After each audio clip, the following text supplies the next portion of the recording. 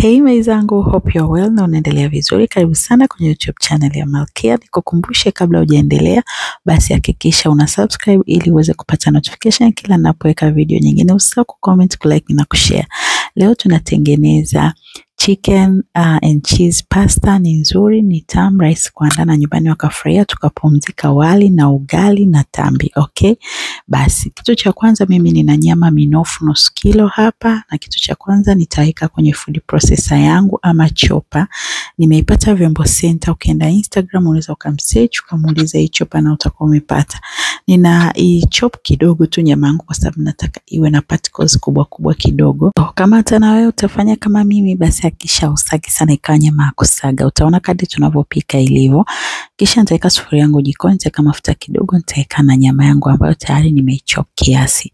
Nitaongeza pilipili manga pamoja na chumvi. Hizo ndo seasoning ama viungo nitakavyotumia kwa ajili ya kupikia nyama kwa kuanzia. Kwa hiyo nitachanganya hivyo nyama yangu, nitaendelea kuipika. Na hii pasta ni nzuri sana, tamu, na I promise utafurahia mno. Baada ya kupika kiasi, tutaongeza paprika kijiko cha chai. Na baada ya hapo tutachanganya tena. Vipimo pia nitakuwekea kwenye description box, kwa hiyo pia unaweza kaangalia pale. Tutapika mpaka nyama yetu tuone imekuwa nzuri, imeiva na imekuwa na rangi nzuri kama hii hapa. Baada ya hapo nitaitoa kwenye sufuria na kuweka kwenye bakuli na kuiacha pembeni.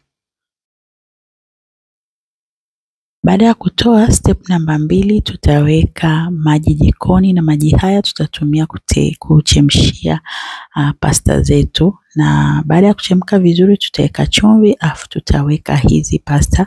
Tumetumia zile wanaita elbow pasta, kuna penne pasta, kuna zile za kujizungusha. Wewe tafuta yote utakayoamua kununua. Wengine wanaita ni macaroni.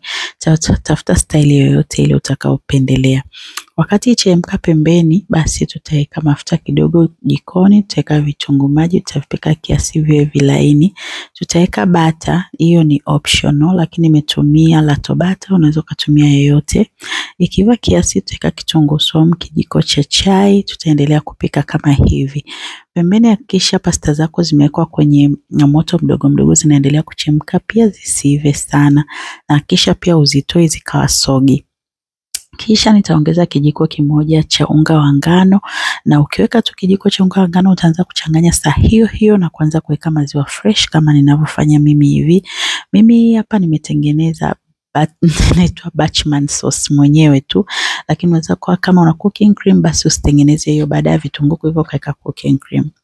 Nita season sauce yangu kwa kutumia paprika kijiko cha chai, afu hii ni Italian seasoning na yenyewe nitaweka kiasi.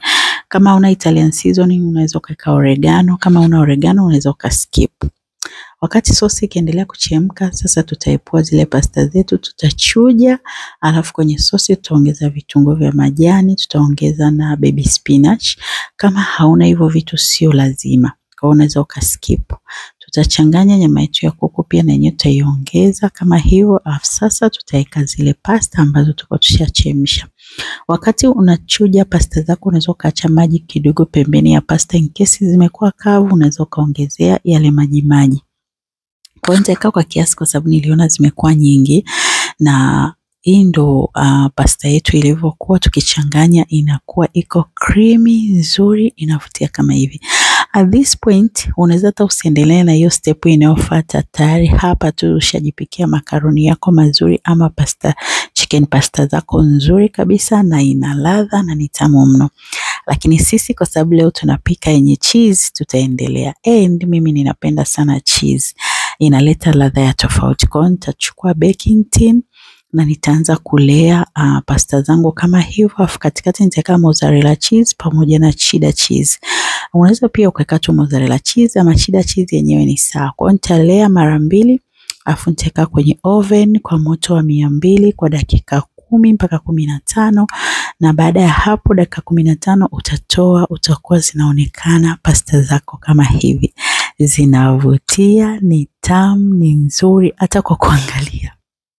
And then sasa unaweza ukasave na watu wakaenjoy mezani, ukaeka na some salad ama na juice ama mocktail ama chai, chochote tu utakachopendelea, ama wakala kama kilivyo. Ni kitamu, I promise. Ninatumaini umejifunza na wewe utatengeneza nyumbani, utaenjoy. Love you, bye.